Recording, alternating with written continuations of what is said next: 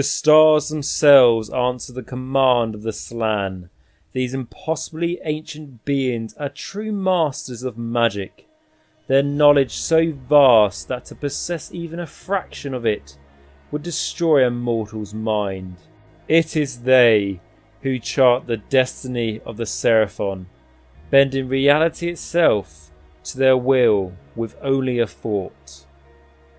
Few beings can rival the arcane power of the Slann Starmasters. Though they may seem physically frail, their bodies bulbous and toad-like, and their limbs withered, each is amongst the mightiest wizards in all of creation. With a slow blink of their large and staring eyes, the Slann engulfs their enemies in mystical flames. A single Kroak incarnation can spell the doom of cities. The gods themselves take note when a Slann takes to the battlefield, for their presence heralds the unfolding of events on a cosmic significant scale, whose ramifications may persist for centuries. The Slann are the undisputed masters of the Seraphon race, their guiding minds who steer the lesser races towards the completion of the great plan. Each is functionally immortal. Certainly it can never be known for a Starmaster to perish of old age. This long existence leads the Slann to perceive reality very differently from other beings. To them, time passes quickly, and even ancient Aeons can seem to be short-lived. The vast intellect of the Starmasters is well honed for cosmic contemplation. So deep are their thoughts that a Slann may appear to sleep for decades or even centuries, yet all the while their highly ordered minds will be constantly at work siring the myriad paths of the future. These qualities of the Slann are deliberate creations. In ages past they were the foremost servants of the Old Ones, their magical prowess employed in grand cosmic endeavours. From their masters they learnt many arcane secrets, including the principles of realm gate technology. Some mortal scholars believe that the Slann were even partially responsible for the construction of the first realm gates in the world that was, and that this may have had a role to play in that world's destruction. Even though every Slann Starmaster is a very powerful creature, no relic priest is more powerful or more mysterious than Lord Kroak himself. Waves of Azurite energies issue forth from this withered husk, and his mere presence is enough to slay the weakest amongst the damned.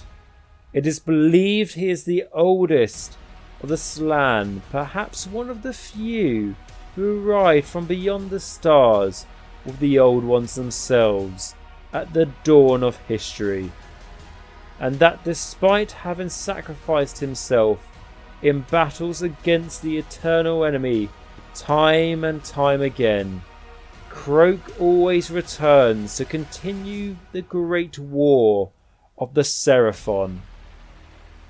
Kroak appears at those moments of greatest need, when fate must be tipped one way or the other. With but a thought, Lord Kroak can pluck a comet from the vaults of Azir and hurl it across the realms, or unleash blasts of cosmic lightning, or even materialize a host of star-born warriors. When the battle is won, he will disappear in a shimmering aura of starlight, only to re-emerge when fate deems it necessary.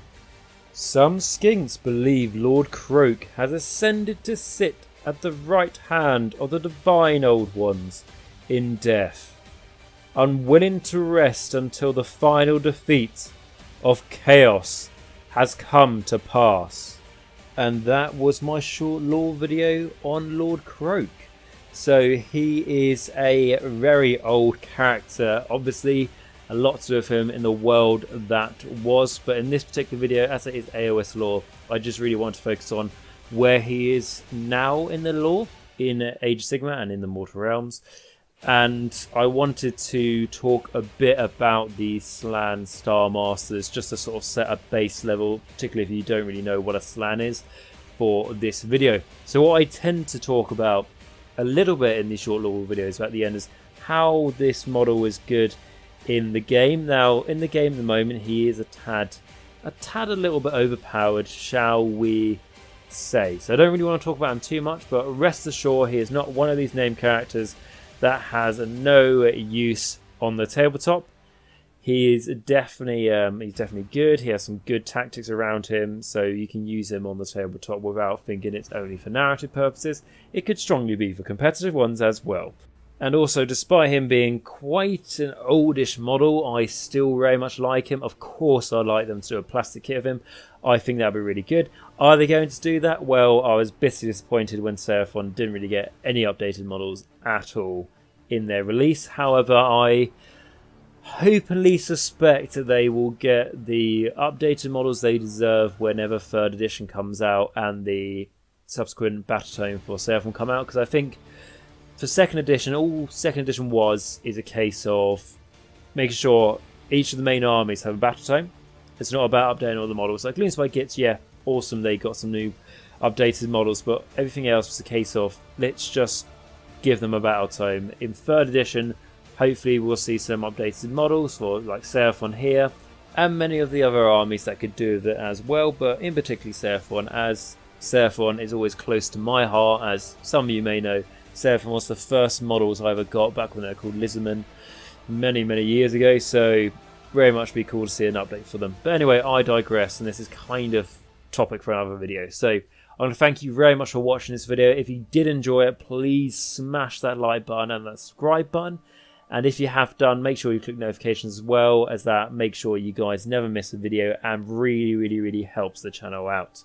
Also, if you've got any questions, anything like that, or your thoughts, it would be awesome to hear them down below in the comments. As always, I want to say a massive thank you to my Patreons, who, because of them, I can do this channel. They are amazing people. You should be able to see them on the screen now. And if you would like to become one of them, you can see the link at the top of the description down below. Take to my Patreon. Don't feel like you have to become a patron, but it's there in case you would like to support the channel and keep it going. Okay guys, so again, I'll thank you very much for watching this video. Remember, until next time, stay safe, stay hygienic, wear a mask, and of course remember, Nagash is all, and all is one in Nagash.